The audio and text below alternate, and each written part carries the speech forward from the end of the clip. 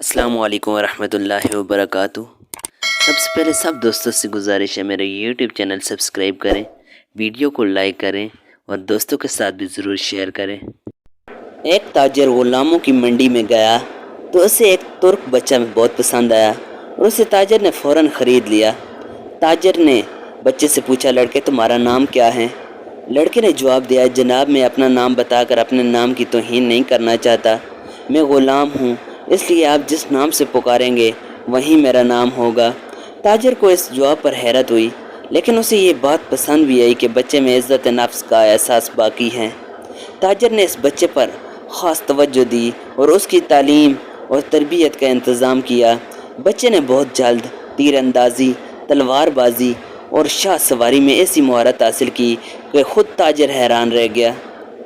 इन्हीं दिनों गज़नी का बादशाह शहाबुद्दीन गौरी एक जगह घोड़ों की दौड़ का मुकाबला देख रहा था कि वो ताजर अपने ग़ुलाम को लेकर इसके पास पहुंचा और कहा, हुजूर मेरे इस ग़ुलाम को घड़ सवारी में कोई नहीं हरा सकता। बादशाह ने मुस्करा के लड़के से पूछा, लड़के तुम कितना तेज़ घोड़ा दौड़ा सकते हो? लड़के ने नहायत अदब से जवाब दिया, हुजूर घोड़े को तेज़ दौड़ाने से ज़्यादा ज़रूरी उसे अपना मती बनाना होता है।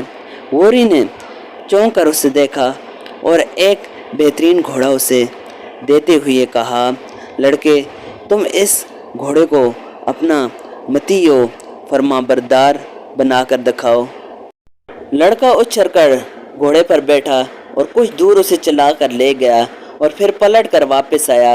लोग ये देखकर हैरान रह गए कि वापसी में भी घोड़ा अपने सुमों के निशान पर ही चलता हुआ आया।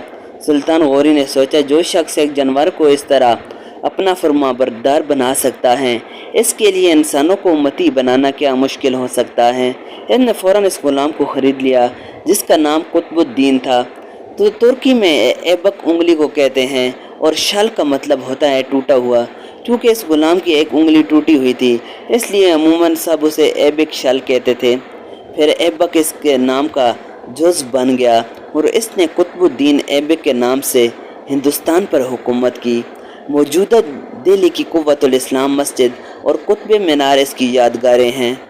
दोस्तों ये वीडियो अगर आपको अच्छी लगे तो इसको लाइक करें, चैनल को सब्सक्राइब करें और दोस्तों के साथ भी ज़रूर शेयर करें।